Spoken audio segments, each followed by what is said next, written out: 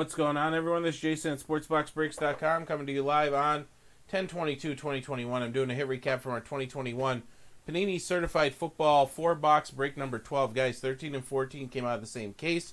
They're there. SBB 15 off. We'll give you 15% off. All right, Rondale Moore to 199. These are relics, autos, and cards 50 or below. Dwayne Eskridge to 125. Travis Etienne to 149. And Javonte Williams to 25. More relics, more fun. N'Keal Harry to 299. O.J. Howard Roll Tide 299. Keenan Allen to 50. And Tyler Boyd to 299. We had one card, 50 or below. That was a Kellen Mond to 25.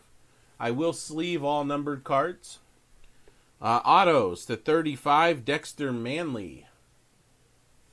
And then to 15, Green Bay, A.J. Dillon. Relic Autos, Anthony Schwartz to 499. Terrence Marshall, 149.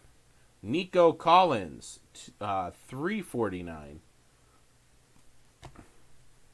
Big thick. I think these are like one per case too. Brevin Jordan, 11 out of 50. Rookies. We pulled a scoring machine, which is very nice. Scoring machine of Travis Kelce.